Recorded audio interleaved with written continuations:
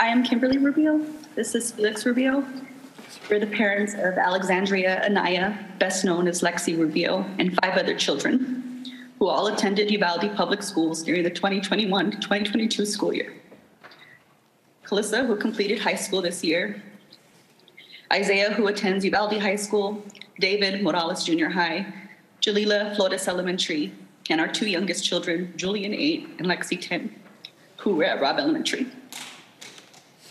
On the morning of May 24th, 2022, I dropped Lexi and Julian off at school a little after 7 a.m. My husband and I returned to the campus at 8 a.m. for Julian's award ceremony, and again at 10:30 a.m. for Lexi's award ceremony. Lexi received the Good Citizen Award and was also recognized for receiving all A's. At the conclusion of the ceremony, we took photos with her before asking her to pose for a picture with her teacher, Mr. Reyes. That photo, her last photo ever, was taken at approximately 10:54 a.m. To celebrate, we promised to get her ice cream that evening. I told her we loved her and we would pick her up after school. I can still see her walking with us toward the exit. In the reel that keeps scrolling across my memories, she turns her head and smiles back at us to acknowledge my promise. And then we left. I left my daughter at that school, and that decision will haunt me for the rest of my life.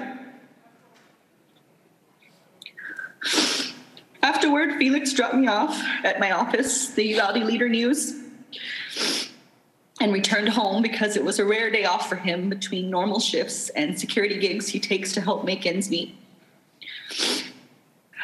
I got situated at my desk and began writing about a new business in town when the news office started hearing commotion on the police scanner, a shooting on Diaz Street near Robb Elementary. It wasn't long before we received word from my son's teacher that they were safe, secure in the classroom. Once evacuated from campus, the children were reunited with parents and guardians at the Civic Center. My dad picked up Julian from the Civic Center and took him to my grandmother's house. One of our Robb kids was safe. We focused on finding Lexi. Bus after bus arrived, but she wasn't on board.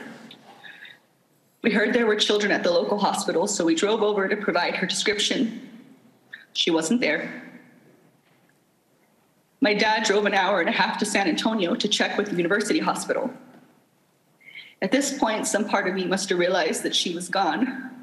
In the midst of chaos, I had the urge to return to Robb.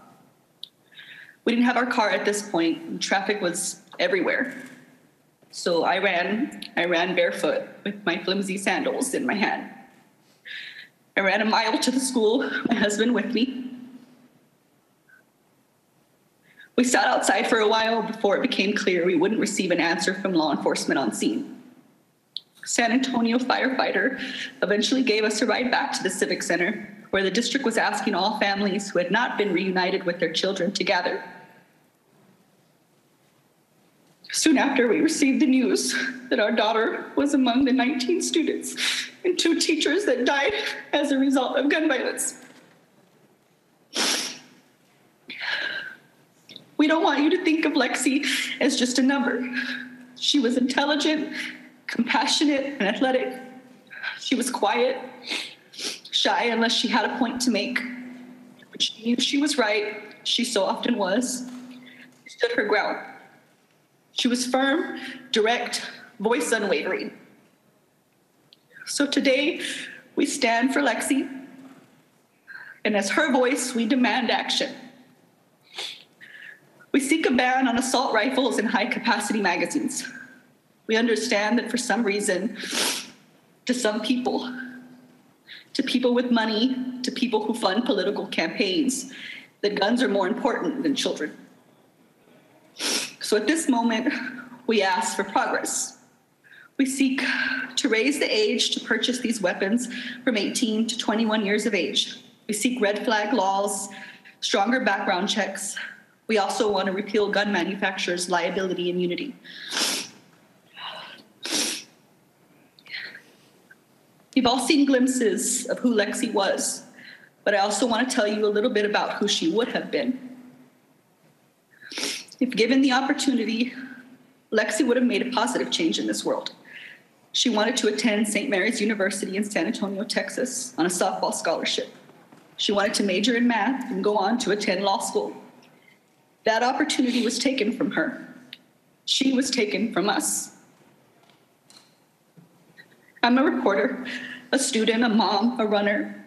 I've read to my children since they were in the womb. My husband is a law enforcement officer, an Iraq war veteran. He loves fishing and our babies.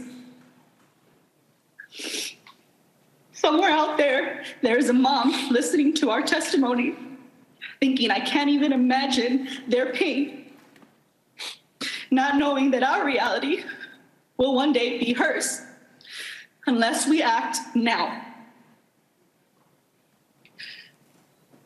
Thank you for your time.